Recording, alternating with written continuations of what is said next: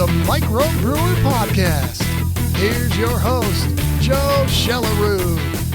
All right, and welcome to the 12th MicroBrewr podcast. If you're new to the podcast, definitely want to welcome you and also encourage you to go back and check out some of the other podcast episodes that we've had. We've definitely had a lot of great sessions out there, and hopefully they can give you some value. And if you're new, really in the podcast, we like to focus on everything craft beer related, but we like to talk a lot about starting up your brewery or taking your existing brewery to the next level. So if you find value in that, definitely encourage you to go back and check out some of the older podcasts, and you can just check out the other resources that we've got on microbrewery.com. So in this episode, I'm really excited to introduce David from Wild Earth Brewing. He was able to start up a brewery for $125,000, which is awesome. We've talked to other breweries that, like Mayday, when we talked with Ozzy on episode 1, he was looking at about $1 million for a setup. So I was really interested to see how David was able to start up the brewery for $125,000 and kind of what was incorporated into that whole planning process. And before we get into the interview, just wanted to cover a little thing that's kind of sad to talk about, but we might as well go through it. So as a lot of you know, my wife and I are currently expecting our first child now, which is awesome. So that's not the sad thing. And with him coming up, I've definitely had to take a step back and look at the different priorities that I've got in life. And right now, I just don't feel like I'd be able to give enough time for him when he comes around to give him the time that he deserves. And with that, I've decided that time-wise, I just can't continue to do the MicroBrewr podcast. So this is actually going to be the last episode. This has just been an amazing experience, and I've had to give a lot of consideration to doing this. But at the end of the day, I've got to focus on family. And I just want to thank everybody for listening and for all the support throughout the podcast. And yep, it wasn't an easy decision, but I think it's the right one. So again, thank you for all your support, and feel free to get in contact with me as we go forward. Even if the podcasts aren't coming, I still want to hear how you're doing and how the breweries are coming along, and hopefully that you got some value out of the podcast when it was going on. All right, and now that we got that out of the way, I think we've got an awesome final episode with Dave. So let's just jump into that and learn more about Wild Earth Brewing Company. All right, and on the podcast today, I'm really excited to welcome Dave Kilgour from Wild Earth Brewing out in Roslyn, Washington. So Dave, thanks for joining. Yeah, thanks for having me. So I always like to start with the story. So can you give me kind of your background and how you ended up getting into brewing? Yeah, so I did an internship. I'm actually originally from Maine and did an internship my senior year in college with a small little 15-barrel production brewery called Oak Pond Brewing Company. And so they kind of showed me the real basics of, moving hoses around, moving liquids, kind of the inner workings of the production side of brewing. And I just really enjoyed it, really liked being in that environment, working in that environment. And so kind of from there, I just kind of kept pursuing learning more. I worked at a small brew pub in Lake Placid, New York, called Great Adirondack Brewing. And that all the beer that we produced there was sold on premise. So, slightly different business model, and different, definitely a little more laid back. We weren't doing as much packaging because everything was kind of served out of serving tanks. So, a lot more focus on the brewing aspect of it.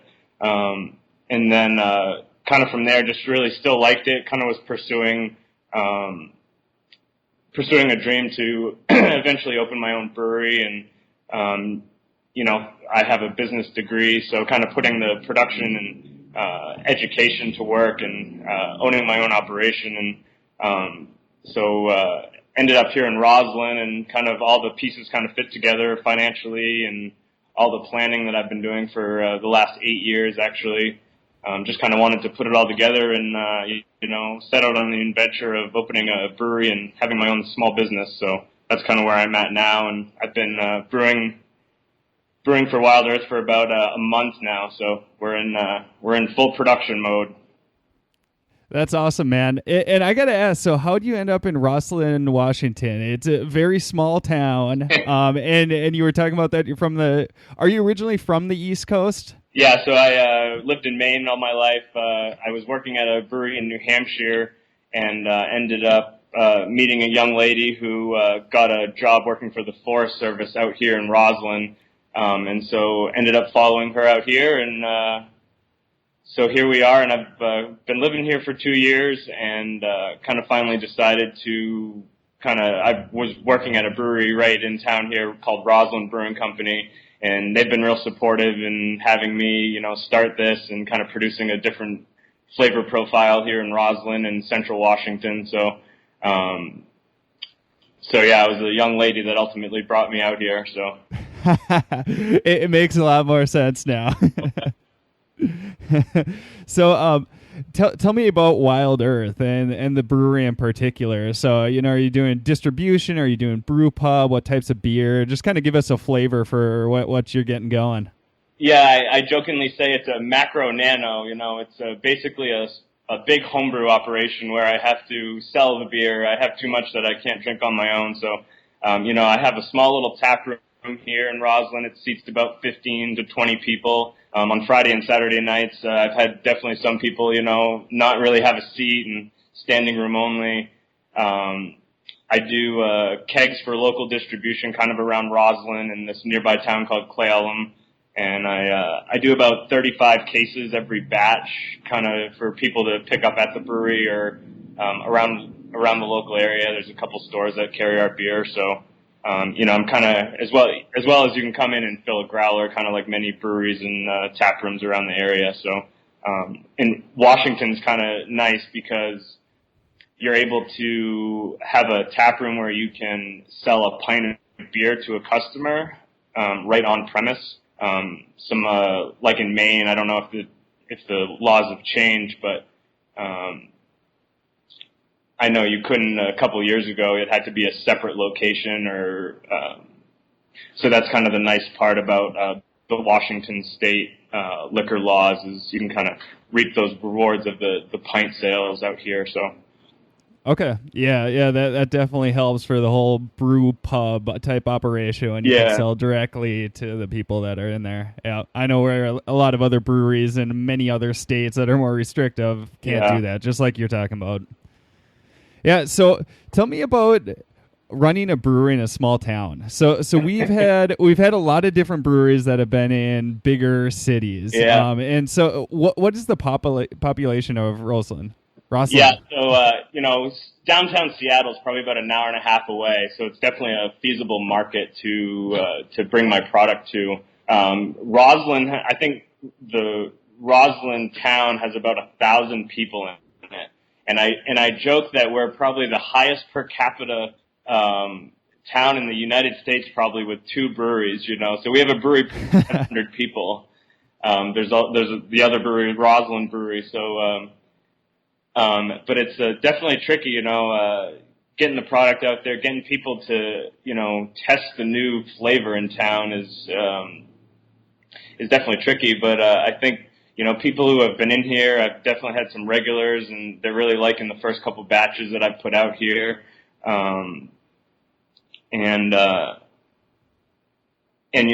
to, the town is kind of in the mountains, right on the other side, right on the dry side of the Cascade. So a lot of people come here to ski and snowshoe and snowmobile, and so it's really capturing that outdoors market, which is kind of why I chose the brand Wild Earth for the brewery name. I think it encapsulates, being outside, being active, and kind of in that natural landscape and enjoying the outdoors. So, I think that I've got a lot of compliments on the logo and in the brand and the beer. So it's coming together, and I'm just starting to get kind of bottles and kegs out for distribution to stores and bars. So yeah, and that was going to be one of the questions I had. Is there a lot of tourism that's coming in with your location to the mountains? Like we just talked with Tyson Starling just a little bit ago from Atlantic Brewing Company, and they're getting a lot of different tourism going to Bar Harbor. Yeah, so we're a similar situation, probably not as big as Bar Harbor, but we get a lot of people coming over from Seattle to go camping, and, from the Columbia Gorge area down in the Tri-Cities. So we definitely get that draw. There's probably 4 or 5 Forest Service run campgrounds kind of within like 10 miles of the brewery here that have, are like completely full on the weekends and definitely even sometimes during the week. So there's definitely that crowd that comes and, wants to be outside. And, I know when I go on vacation, I definitely like to, find the local brewery and, try what they're brewing and all that stuff. So I think, that's kind of definitely the draw.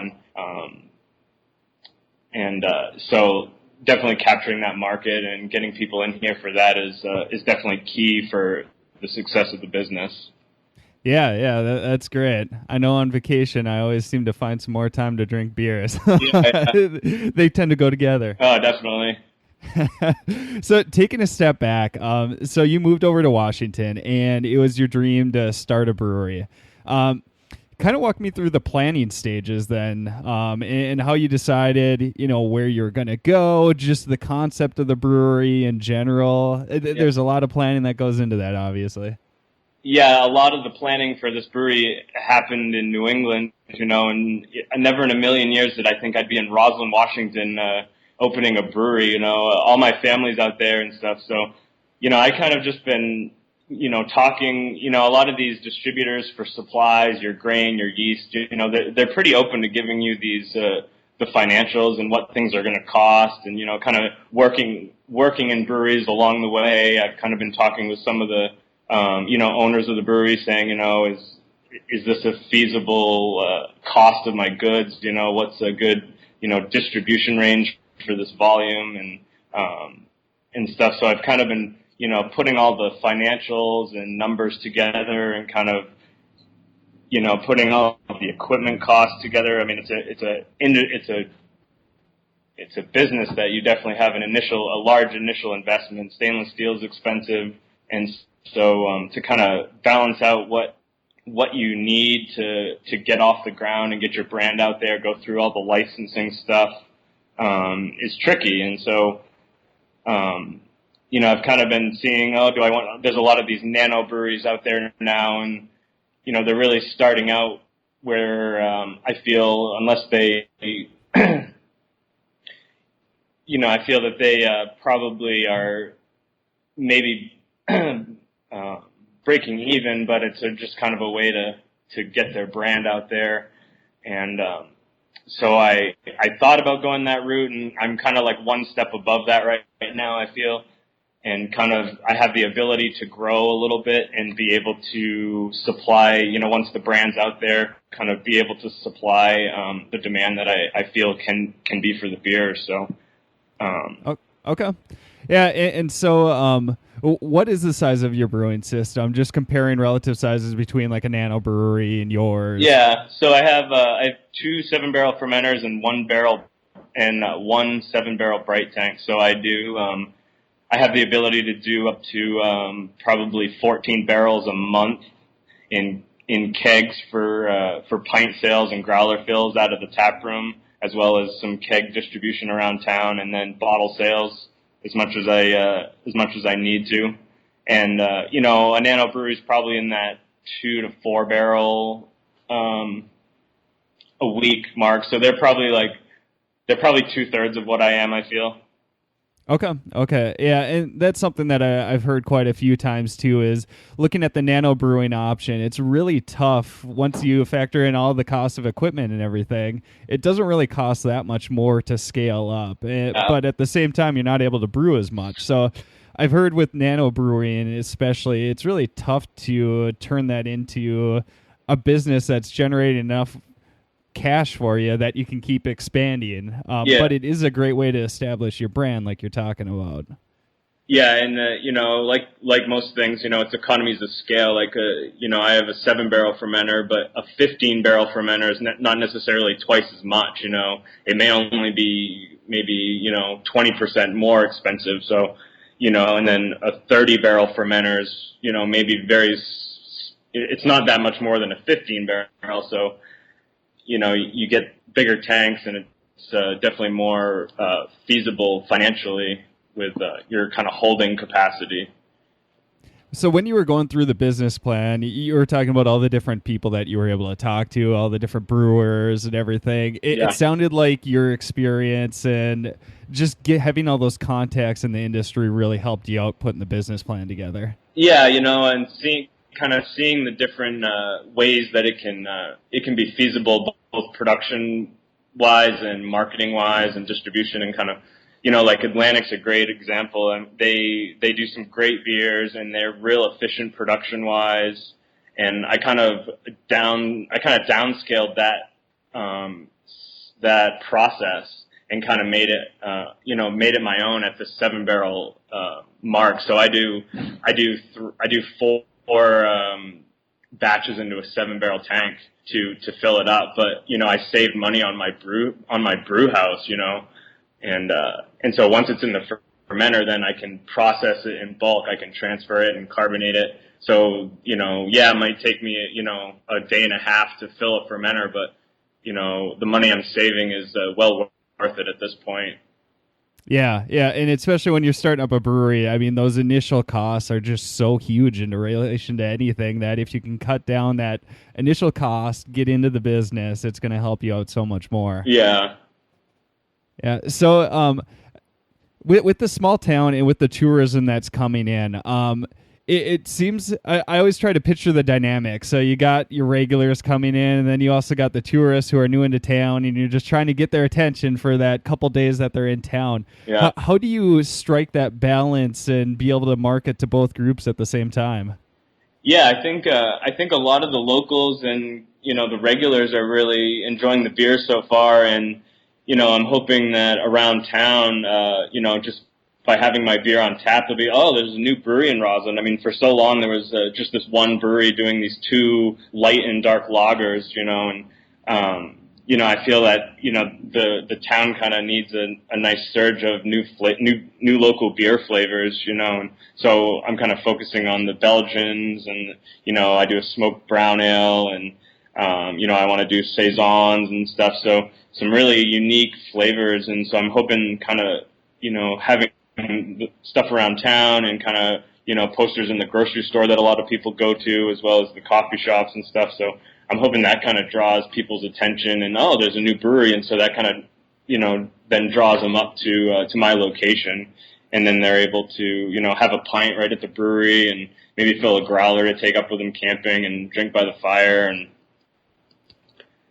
yeah. So let's talk about the beer styles that you're offering. As you're going through and you're trying to figure out what you want to brew. Are you brewing the next batches that are coming up just depending on what's selling the best, or is this all incorporated into the business plan and this is exactly what you set out to do? How are you deciding on that? Yeah, so I have 3 main production beers that I want to kind of try to keep in production in bottles and in kegs, and so I have a bottle label for 3 different beers, kind of based on what I've seen at other breweries that sells. I mean, you need something hoppy, you need something kind of light colored like a pale ale, and then you need something kind of dark, amber, maybe a brown ale. So you got to kind of have that range in your portfolio to kind of just give your brewery a diversity for, not everybody likes hoppy beers, although a majority of people do like the hoppy IPAs and stuff. So I'll definitely have,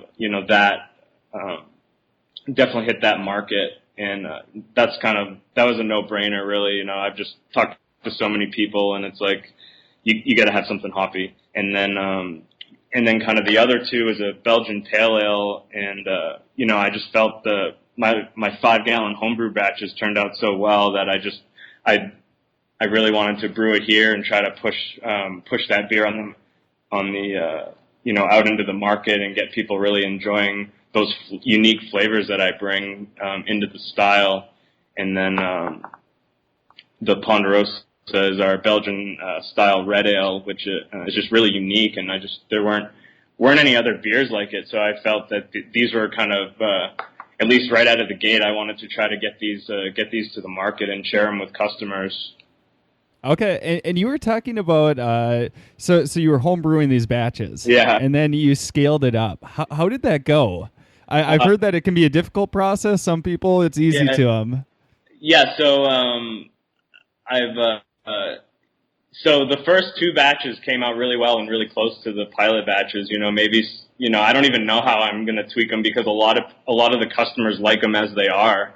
And I also like them where they are.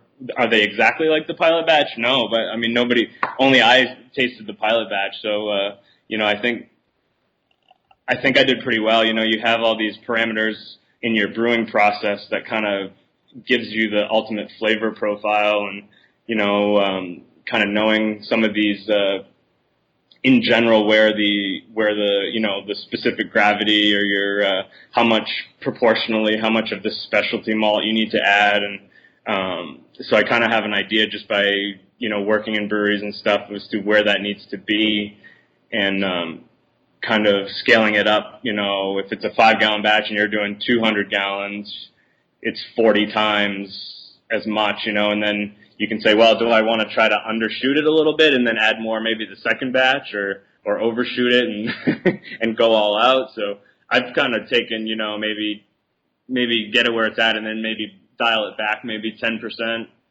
and then see where that comes out in. So just by doing that, I feel it's been real close to where I want the overall flavor profiles to be. And whether it's luck or just maybe skill or a little bit of both, I'm sure it's all skill. Yeah, it's all skill. I like that answer. There you go. Hey, so you were talking about bottling the different beers, and I'm interested with the smaller size that you have for your brewery. Yeah. What are you using to bottle and label and package everything? Yeah, so I'm planning on doing about 30 to 35 cases twice a month. So kind of while I'm in the tap room, maybe on a Friday at 1:00, I don't have many customers. And so, yeah, I'll pull out a couple cases and I'll literally just hand label them. The first brewery I worked at in Skowhegan, Maine, Oak Pond Brewing Company, did everything by hand. We'd do 60 cases by hand in about 4 hours. And so I'm kind of taking that model and saying, I don't need a $2,000 labeling machine to label 30 cases a month. So, I'm putting a little elbow grease into it, but I'm pulling it off the label roll and I'm sticking it on the bottle by hand and putting it in the case and, doing that 30 times. So. See, and that's another great way to keep costs down as you're starting up. People will jump in, they say, well, I want the best thing right away. Yeah. Well, you can start off, put a little more elbow grease into it, and as you work your way up and as demand increases, then maybe you can justify that new labeler. And it was great. I had a customer in here one day when I was bottling, so he was having a pint and he helped me label. He labeled a couple cases for me, so and that was a great experience. And there you go. Pay him with a little beer, and you can get some free help. He paid for his beer after that. Well, that's a pretty sweet deal. It's nice to be part of the process, and really liked our first batch, and so he was. No, that's awesome. Hey, tell me about the location a little bit and how you ended up deciding on that. I'm guessing there's not too many selections for you in the smaller town. Yeah, so there's Roslyn is basically a town that doesn't even have a stoplight. It doesn't even have on the main drag. It doesn't have a stop sign. But I'm right on the main street that goes basically from I-90, and then it goes up into those Forest Service campgrounds and hiking trails, and where people have cabins and go snowmobiling. So they have to go past where I chose where the brewery is located in order to get to those spots. And basically, either before they head up there or on their way back out of town, they can stop and have a pint after they've been hiking and stuff. And I was just kind of lucky. There was actually a liquor store in here before, and it was vacant for about a year, and I just was able to get everything together, and nobody had taken the spot, and snatched it up back in I think October 1st is when I started the lease, and now March 10th was my first brew, so about 6 months. So it took about 6 months by the time that you started to that first brew that came out? Yeah. From signing the lease to getting, everything in place and all the licensing and stuff, so. Hey, and I can relate to the small town. I grew up in a little town called Esco, Minnesota. It's up in northern Minnesota, and it had a blinking red light. We had a 4-way stop, but it had the blinking red light. That was our biggest traffic jam area. Is you'd have to stop, and there usually wasn't anybody else around. Yeah.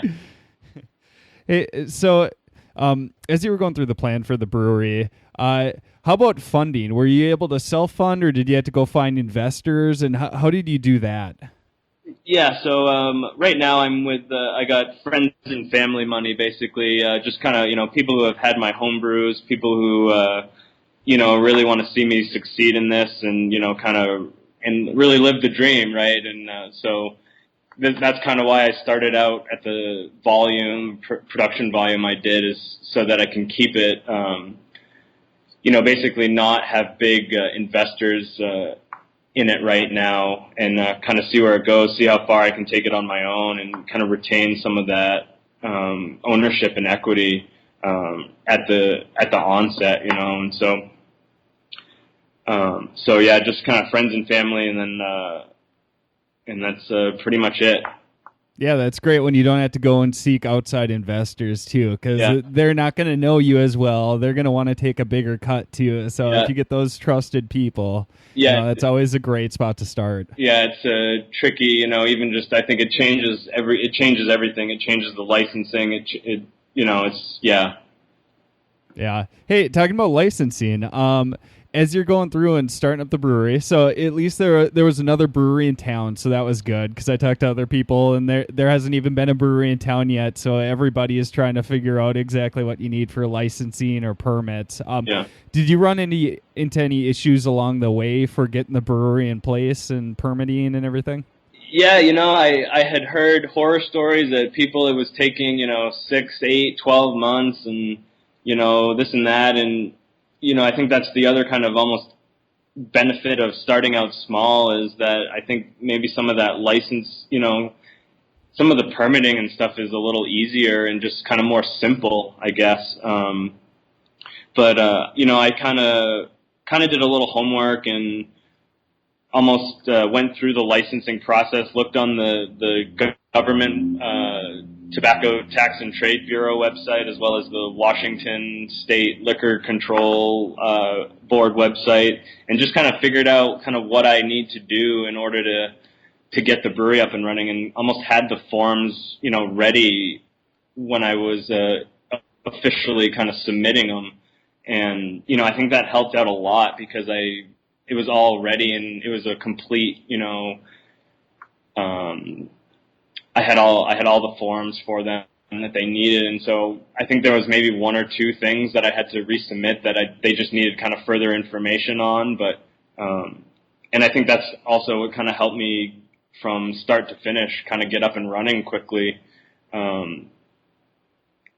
Yeah, I mean 6 months. That's a really quick time to. By the time you start the lease and start brewing, that's really good. And yeah. And that's some of the advice that I've heard from a lot of different brewers too, is that plan, how long did you plan it would take to get the first brew out? Was it 6 months? I think I was a month ahead of schedule. I was planning on an April start date, and it was about early March. That's awesome, because a ton of the different brewers I've talked to, they say double the amount of time that you think it's going to take. At least double it. The same thing for cost too. If you're getting a big warehouse, in downtown Seattle, and you need all these big upgrades, and you need, all this. I mean, it's just a ton more equipment. Like I had 3 guys help me move my fermenters into the building. I think with a bigger system, you need cranes. You need to kind of coordinate all that. If you need a lot of electrical work done, or even just infrastructure done to the building, you've got to coordinate all those. And so I think it can take longer. I don't want to fool anybody out there who's listening, but, I think it all depends on, your production volume and what you need. And so, for the different equipment that you brought in, how did you go and find the supplier to give you your brewing equipment? Where did you go for that? Yeah, I think a MicroBrewr is a great resource. They've They've got a lot of people out there. They've got some new companies that are, in the area. I've got a couple tanks from a company called Mark's Design and Metalworks out of Vancouver, and I think they're maybe 5 years old, and they were really great to work with. I kind of had a custom designed fermenter, both size wise and style. I've got a standpipe in the bottom of my fermenter, so they were able to kind of do that for me to kind of allow me to brew how I wanted to and with unfiltered beers, and so kind of found those guys. They built some bigger tanks for Ballast Point Brewery out of San Diego, so I felt like their workmanship was at least good for Ballast Point, so they would be at least good enough for me and stuff. And okay, so you're working with those guys and you're giving them, this is exactly how I want the fermenter to look. Yeah. So they send me a drawing, and I'd say, well, can you make it taller or squattier? And anyway, I don't have the ceiling height. Can you make it shorter? So and then the initial design on the cone as well, and then so they were good to work with. Okay, and then they just delivered the equipment, and then you put everything together yourself? Because I've heard of other people, they'll actually have people come in and install the equipment for them. How'd you do that? Yeah, so kind of funny. I got some funding probably a couple years ago, and I actually have a garage at where I live, which is about a quarter of a mile from the brewery, and so I had a truck actually deliver the tank to my house and put it in the garage. So it sat in the garage for about 6 months before I actually had the location of the brewery, and then I put couple guys put it in the back of a truck, just a pickup truck, and drove it down to the brewery, and then was able to kind of tilt it one way and then in the door to the brewery. So so that kind of allowed me to not require any big cranes or anything, and yeah, it sounds like the whole plan on getting this thing put together. I mean, you were very deliberate on, I'm going to keep these initial costs down, and and that's pretty cool. You get to have a fermenter just sit in your garage for a while. It looks nice and shiny and cool. Yeah.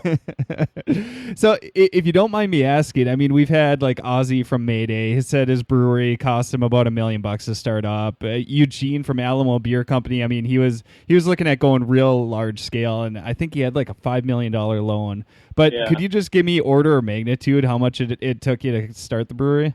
Yeah, so kind of everything I have into it is probably and this is a low ball. Is probably around 100 to 125,000.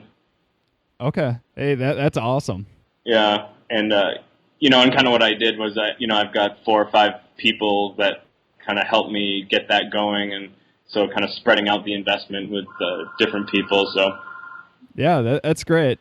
And for the brewery itself, is it just you brewing and serving, or do you have anybody else that also works with you?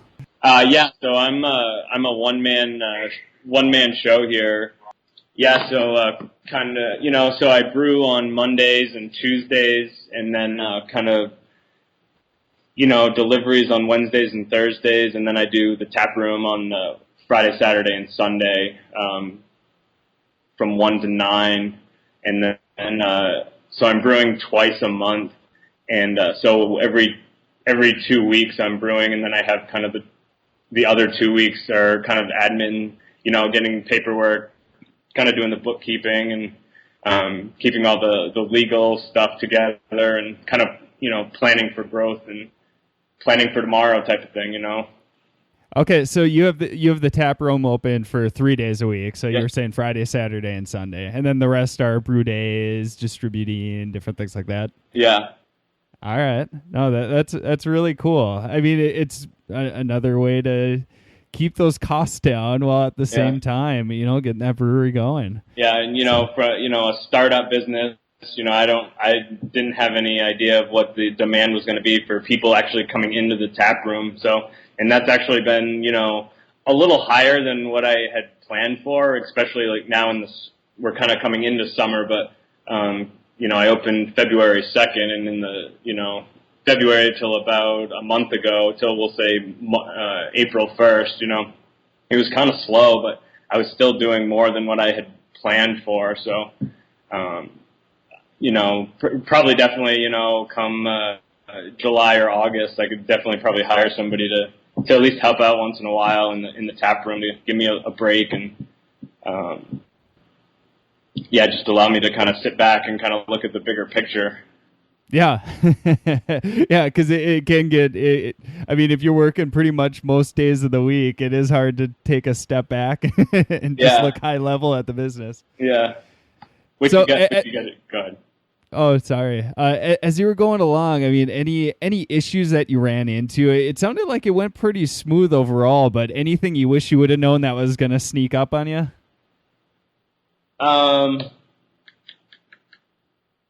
Yeah, there's a lot of like just small things, like just like for having glasses, I had to get a 3-bay sink, and then it's an overall expense of like almost $800 to $1,000 just for the permitting from the health department, and just kind of small things like that, just business license from the city, and it just seemed like kind of every corner I was just dishing out money for just like licensing and permits and getting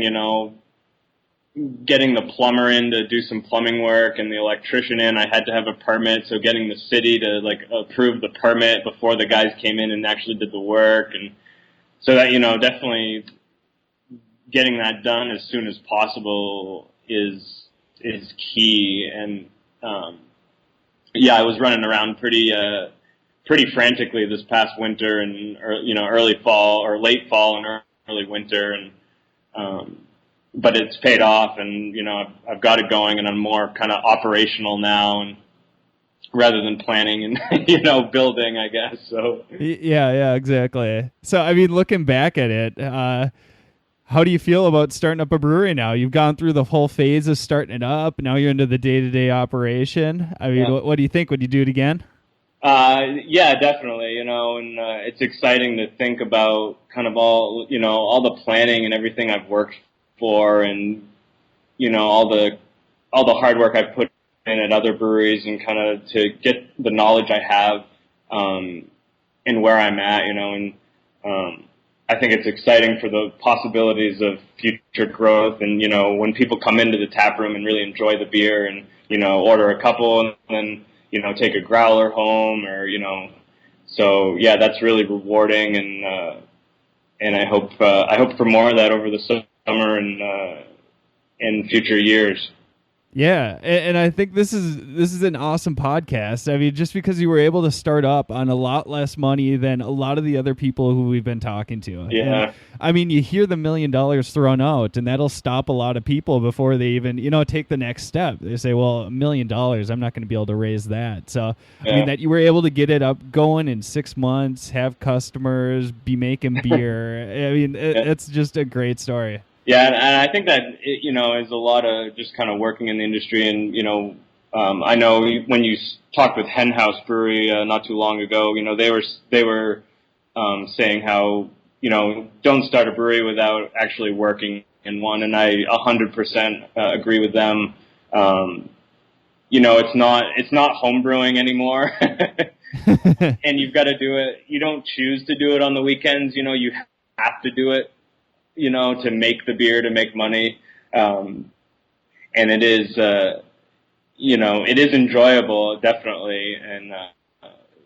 And so, yeah, I would definitely agree with that sentiment of working in a brewery before you open one. Yeah, that's great advice. Hey, so for anybody who wants to find out more about Wild Earth Brewery, where should they go? We have a website up. It's kind of basic right now, but it has information on our beers, and kind of we do a single batch series, which is something that we may just have at the tap room. It's got information on that stuff. Our Facebook page, I'm usually pretty good at posting things on there, as well as Twitter, which I'm a little lax in, but I hope to do more of that over the course of the summer and into the fall and winter. So we'll have some different stuff coming out, and hopefully for Central Washington and maybe the Seattle area. So, All right, perfect. And what we'll do is we'll have the show notes for this podcast. You can go to microbrewer.com, and I'll have links to everything that Dave just talked about. So, hey, man, it was great having you on the podcast. It was a lot of fun talking to you. Yeah, thank you very much. I appreciate it. All right. And again, my thanks to Dave for the great interview. If you're out in the Washington area or if you're traveling out there for a vacation or something, make sure to stop by Roslyn and check out Wild Earth Brewing and help support Dave and his business. If you want to visit any of the links, you can go to microbrewer.com/session12. That's microbrewer.com/session12. And we'll have all the show notes for this podcast. And one more time, since this is the final episode, I just really, again, want to say thanks for all the support and just for listening along. I know you're taking a lot of time out your day to just listen. So, again, thank you so much, and feel free to reach out as you go along. I love hearing the progress and everything, and keep pushing this craft beer movement along. So, like every other podcast, we'll end with make sure to support your local brewery, and take care. Thanks for listening to the MicroBrewr Podcast with Joe Shelleroo. We'll see you right here next time at microbrewer.com.